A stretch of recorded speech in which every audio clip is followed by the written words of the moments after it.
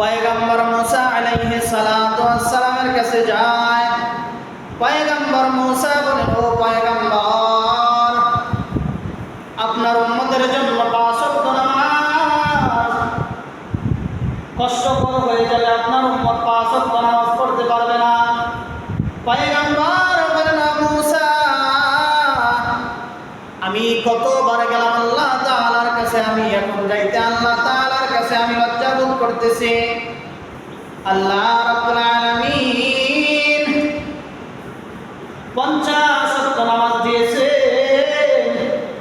ওই 50 ওয়াক্ত হতে হতে 5 ওয়াক্ত চলে আসলো। আমি আল্লাহ তাআলার কাছে আবার যাব, এটার জন্য আমি লজ্জা বোধ করতেছি। 5 ওয়াক্ত নামাজ দিয়ে পয়গম্বর চলে আসলেন। যখন আল্লাহ রাব্বুল আলামিন বলেন, ও পয়গম্বর, আমি আপনার উম্মতের জন্য 5 ওয়াক্ত নামাজ ফরজ করে দিয়েছি, কিন্তু আমি আল্লাহ যা আদেশ করলাম তার কোনো রদবদল হবে না, তার কোনো অতিক্রম হবে না। আমি আল্লাহ 50 ওয়াক্ত দিয়েছি, 50 ওয়াক্তই থাকবে। আমি আল্লাহর আদেশ 50 ওয়াক্ত থাকবে, কিন্তু আপনার উম্মতের জন্য 5 ওয়াক্ত দিয়েছে, আপনার উম্মত 5 ওয়াক্ত আদায় করবে।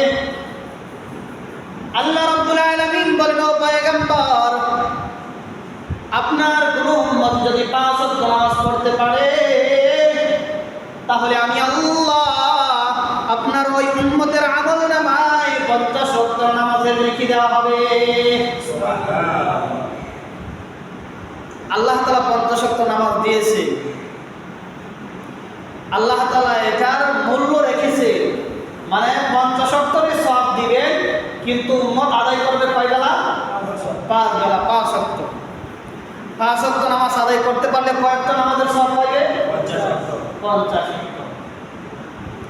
এই নবীর উম্মতের দল সমস্ত ইবাদত আল্লাহ তাআলা জিবরাইলের মাধ্যমে পাঠাইলেন, কিন্তু নামাজ হলো এমন একটা ইবাদত যে ইবাদত জিবরাইলের মাধ্যমে আল্লাহ তাআলা পাঠাইনি।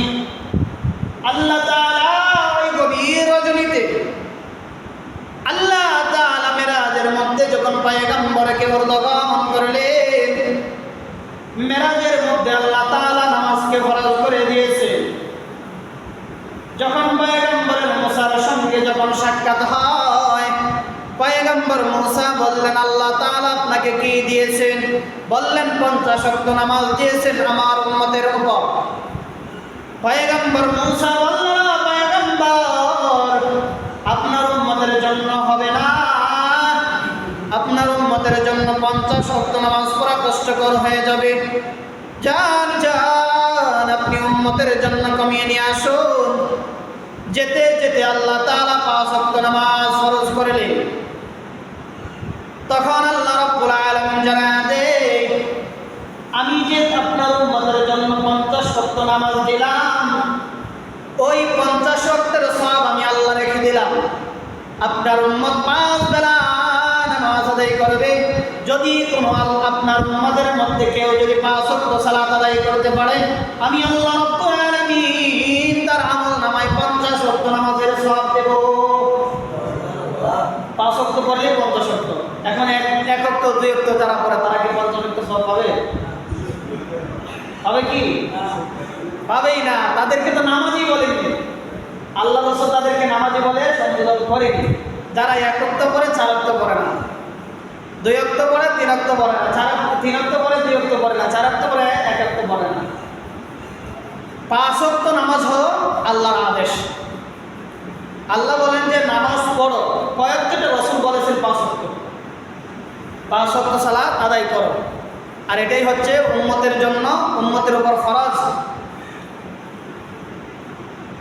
এই জন্য তো আল্লাহ তাআলা ইবাদতের মধ্যে ঈমান আনার পরে সর্বপ্রথম সবচেয়ে দামি ইবাদত হচ্ছে নামাজ। এই নামাজ যারা ছেড়ে দেয় তাদের পরিণতি সম্পর্কে আমরা পরবর্তীতে বলবো। তো আমি প্রথমে আপনাকে এই কথাটা এইরকমভাবে বোঝাতে যাচ্ছি যে আমরা জানি সমস্ত ইবাদত আল্লাহ তাআলা জিবরাইলের মাধ্যমে আল্লাহর নবীর কাছে পৌঁছাইছেন, কিন্তু নামাজ আল্লাহ স্বয়ং মুহাম্মদ সাল্লাল্লাহু আলাইহি ওয়াসাল্লামের কাছে পৌঁছায়। নামাজ হচ্ছে এমন একটা ইবাদত, পয়গম্বর জানায় দেয় উম্মতের দল, আউয়ালু মা ইউহাসাবু বিহিল আবদু ইয়াউমাল কিয়ামাতি আস-সালাহ। কঠিন কিয়ামতের মাঠে আল্লাহ তাআলা আদম সন্তানের সর্বপ্রথম যে হিসাব নেবেন নামাজ সম্পর্কে। পয়গম্বর বলেন অন্য কোনো আমল সম্পর্কে হিসাব নেওয়ার আগে আল্লাহ তাআলা ইবাদত সম্পর্কের মধ্যে হলো সালাত সম্পর্কে, নামাজ সম্পর্কে, আল্লাহ তাআলা ইবাদত সম্পর্কে ওই ইবাদত গুরুত্বপূর্ণ একটা ইবাদত হলো নামাজ। পয়গম্বর বলেন যদি তোমার নামাজ ঠিক থাকে তাহলে বাকি আমলগুলির হিসাব নেওয়া হবে, আর যদি তোমার নামাজ ঠিক না থাকে তাহলে বাকি আমলগুলির হিসাব নেওয়া হবে না। অতএব তোমাকে আল্লাহ তাআলা তোমার বাকি সমস্ত ভালো এবং মন্দ যা কিছু আমল করো না কেন কোনো আমলের হিসাব আল্লাহ তাআলা নেবে না। মানে ওই আল্লাহ রাসূল বললেন মানুষ যখন কিয়ামতের মাঠে উপস্থিত হবে তখন আল্লাহ তাআলা কোনো কিছু জিজ্ঞাসা করবে না, প্রথমেই জিজ্ঞাসা করবে তুমি কি নামাজ পড়ছো কিনা। যদি দেখা যায় আপনার আমল নামায় নামাজ ঠিক আছে, 5 ওয়াক্ত নামাজ আপনি পড়েছেন, তাহলে আর অন্যান্য যত আমল করেছো সবগুলি হিসাব নেওয়া হবে। আর যদি দেখা যায় তুমি নামাজই পড়বে তাহলে তোমার একটা আমল আল্লাহ তাআলা কবুল করবে না। মানুষ যখন ঈমান আনবে, ঈমান আনার পরেই তার প্রথম কাজ হচ্ছে নামাজ পড়া। আল্লাহর পয়গম্বর মুআয ইবনে জাবাল রাদিয়াল্লাহু তাআলা আনহুকে বলেন, হে মুআয তুমি যাও ইয়ামান দেশে, তুমি যাও। ইয়ামান দেশে যাওয়ার পরে বলবা ও ইয়ামানের বাসীরা, তোমরা সর্বপ্রথম আল্লাহর উপর ঈমান আনবা। ঈমান আনার পরে যখন পয়গম্বর বলেন যখন তারা আল্লাহর উপর ঈমান আনবে তখন তুমি তাদেরকে বলবে ঈমান আনার পরে সর্বপ্রথম কাজ হলো 5 ওয়াক্ত নামাজ আল্লাহ তাআলা তোমাদের উপর ফরজ করেছেন।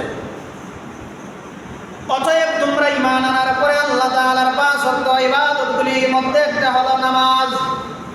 ওই 5 ওয়াক্ত নামাজ তোমরা কবুল করবা। আল্লাহ তোমাদেরকে দিয়েছেন এটা তোমরা কবুল করো। আল্লাহ বলেছেন তোমরা আদায় করো, আল্লাহ দিয়েছেন মেনে নাও। এই হাদিস থেকে আল্লাহ রাসূল বলেন যে মানুষ যখন প্রথম ঈমান আনবে, ঈমান আনার পরে তার প্রথম কাজ হচ্ছে 5 ওয়াক্ত নামাজ পড়া।